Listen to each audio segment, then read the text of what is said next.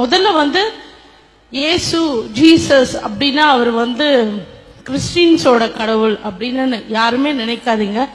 அவர் மனுஷரா பிறந்து மனுஷருக்காகவே இறந்து மறுபடியும் உயிர் தெழுந்து மனுஷருக்குள்ளே வாழ்ந்துட்டு இருக்காரு. அவர் மனுஷங்களோட கடவுள்.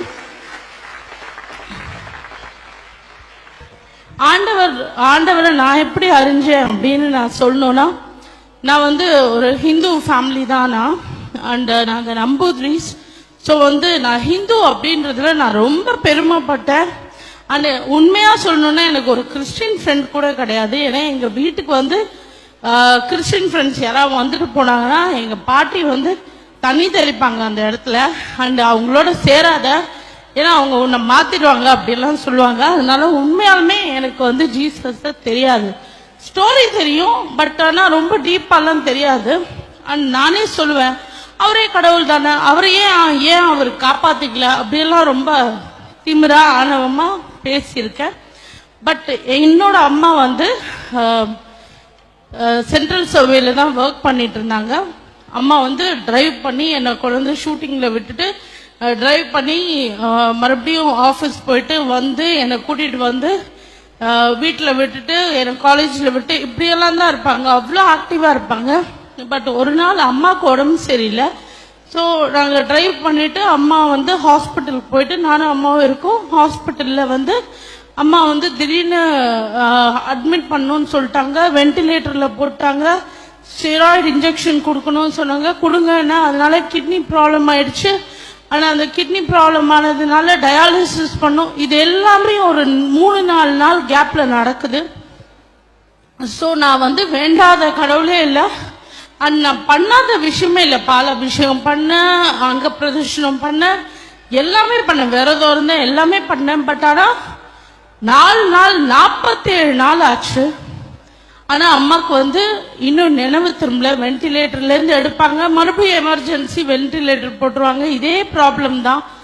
ஸோ 47வது நாள் வந்து டாக்டர் என்னை கூப்பிட்டு சொன்னாங்க, இன்னும் 3 ஹவர் தான் அம்மா இருப்பாங்க. ஸோ 3 hours நீங்கள் வந்து எல்லாருக்கும் சொல்லிடுங்க, உங்கள் ரிலேஷன்ஸ் எல்லாருக்கும் சொல்லிடுங்கன்னு சொல்லிட்டாங்க. எனக்கு செம ஷாக் ஆச்சு. நான் போய் அம்மாவை பார்க்குறேன். அம்மாவுக்கு வந்து அந்த டியூப் வந்து இன்ஃபெக்ஷன் ஆனதுனால பிளட்டு வந்துட்டே இருந்தது. அந்த அம்மா கண்ணே திறக்கல. அப்போ எனக்கு ரொம்ப ஃபீல் ஆயிடுச்சு. ஏன்னா அம்மான்றவங்க வந்து என்னோட பேக் போன். அப்போ வந்து நானும் அப்பா மட்டும்தான் இருக்கோம். நாங்கள் வந்து என்ன பண்ணுறதுன்னு தெரியல. அவ்வளோ அழறோம், கதறோம். 3 hour என்ன பண்றது, என்ன எப்படி ரியாக்ட் பண்றதுன்னே தெரியல. அப்போ ஹாஸ்பிட்டல்ல ஐசியூ வார்டு வெளியில வந்து நான் நின்று அவ்வளோ அழுதுட்டு இருக்கேன், கதறிட்டு இருக்கேன். எல்லா சாமி அப்படியெல்லாம் சொல்லி பயங்கரமா புலம்பிட்டு இருக்கும்போது ஒரு சிஸ்டர் வந்தாங்க. அவங்க பேர் கவிதா.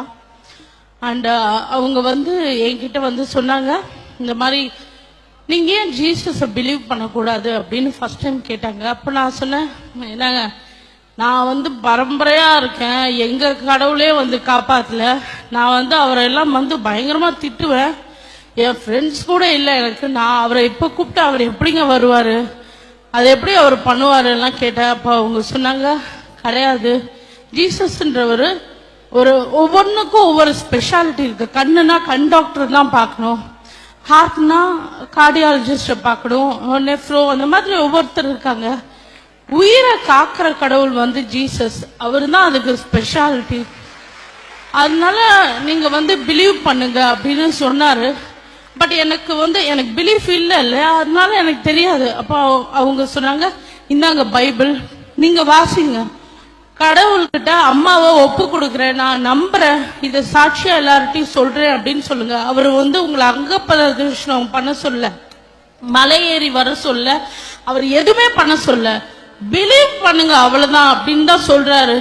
அப்ப நான் வந்து சரி ஓகே, இவ்வளோ ட்ரை பண்ணோம், பட் எதுவுமே சரியால, இன்னும் 2 hours தான் இருக்கு, நம்ம ட்ரை பண்ணுவோமே அப்படின்னு சொல்லி நானும் அப்பாவும் முட்டி போட்டு, நான் எவ்வளவோ தப்பு பண்ணியிருப்பேன், எவ்வளவோ உங்களை தூஷிச்சு பேசியிருப்பேன். பட் ஆனா இப்ப நான் பிலீவ் பண்றேன், நீங்க உயிரோட இருக்கிற கடவுள் அப்படின்னா நீங்க வந்து உயிரையே காப்பாத்துவீங்க, மரணத்திலிருந்து மீட்டு கொண்டு வருவீங்கன்றது நிஜம் அப்படின்னா, சத்தியம் அப்படின்னா, இந்த பைபிள் உண்மை அப்படின்னா எங்க அம்மாவுக்கு வந்து நான் உங்ககிட்ட ஒப்படைக்கிறேன். எங்க அம்மா உயிரோட வந்தா நான் வந்து இதை எல்லார்ட்டையும் சொல்லுவேன்.